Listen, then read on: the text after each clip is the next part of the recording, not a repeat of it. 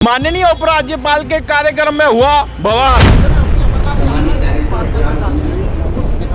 किसने किया बवाल? कौन है ये शख्स?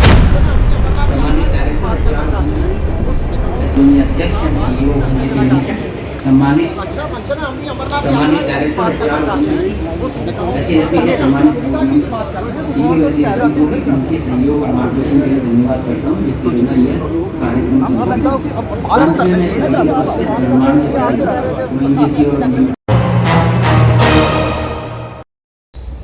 आज केंद्रीय मंत्री हरदीप सिंह पुरी और जम्मू कश्मीर के उपराज्यपाल मनोज सिन्हा ने आज यात्री निवास का शिलान्यास किया।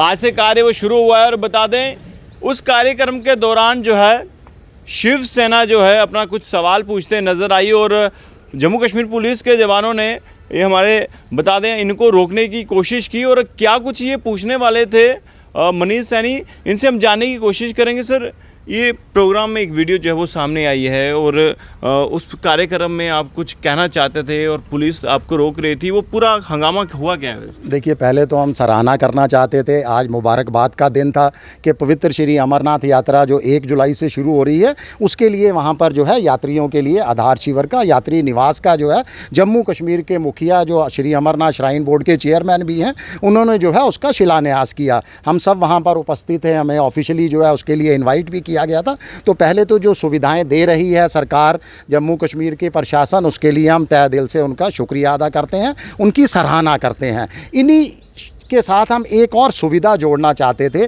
कि उस समय बहुत ज़्यादा प्रचार किया जा रहा था कि अमरनाथ श्रद्धालुओं के लिए हम यात्री निवास बना रहे हैं, 4 और यात्री निवास जो हैं विचाराधीन हैं। तो हम जम्मू कश्मीर के मुखिया माननीय उपराज्यपाल जी से अपील करना चाहते थे खड़े होकर, क्योंकि इससे पहले भी हम कई बार उनसे अपील कर चुके हैं, मगर शायद हमें महसूस होता है कि जो उनके नीचे वाले अधिकारी हैं उन्होंने हमारी आवाज़ शायद उन तक ना पहुँचाई हो। तो हम सीधे तौर पर उनसे बात अपनी रखना चाहते थे।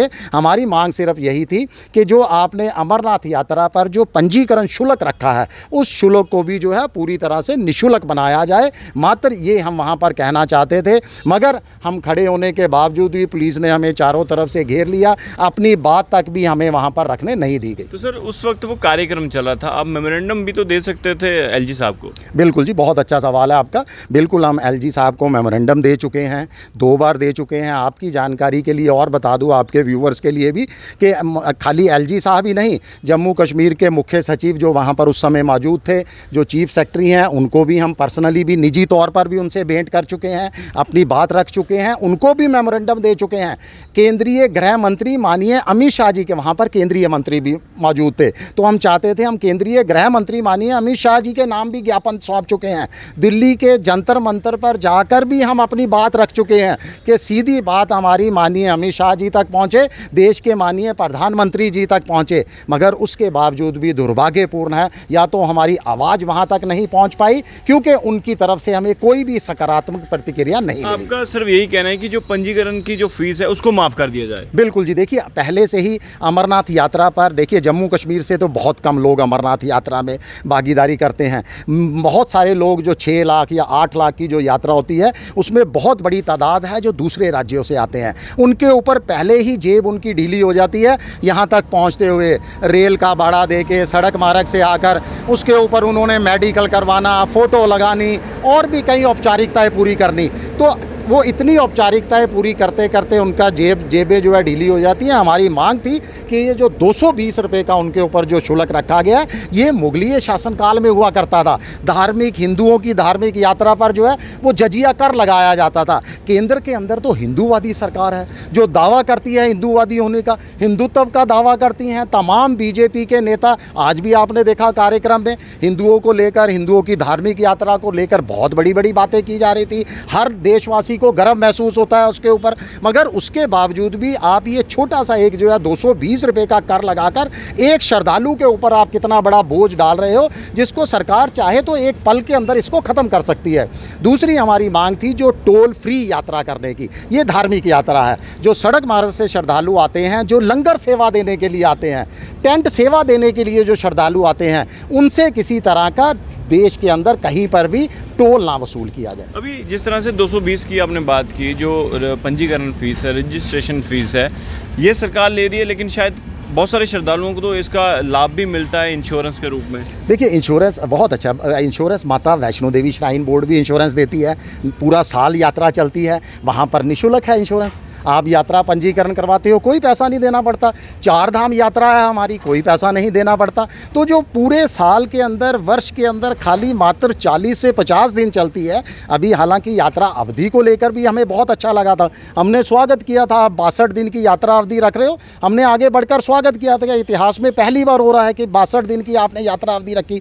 तो जो ये साल 50 से 60 दिन जो यात्रा चलने वाली है, उसके अंदर जो यात्री आते हैं उनसे किस बात का आप शुल्क ले रहे हो? पंजीकरण के नाम पर किस लिए शुल्क ले रहे हो? अमरनाथ श्राइन बोर्ड है, चढ़ावा चढ़ता है वहाँ पर, कोई किसी से हिसाब नहीं मांगा जाता। डिमांड है कि पंजीकरण जो फीस है उसको खत्म कर दिया जाए और टोल फ्री यात्रा होनी चाहिए। देखिए सबसे पहली तो हमारी मेन मांग है कि जम्मू कश्मीर के अंदर जो किसी भी धर्म के अंदर कोई भी धार्मिक यात्रा हो, उस पर सरकार या श्राइन बोर्ड किसी भी तरह का पंजीकरण श्रद्धालुओं से ना वसूल करे।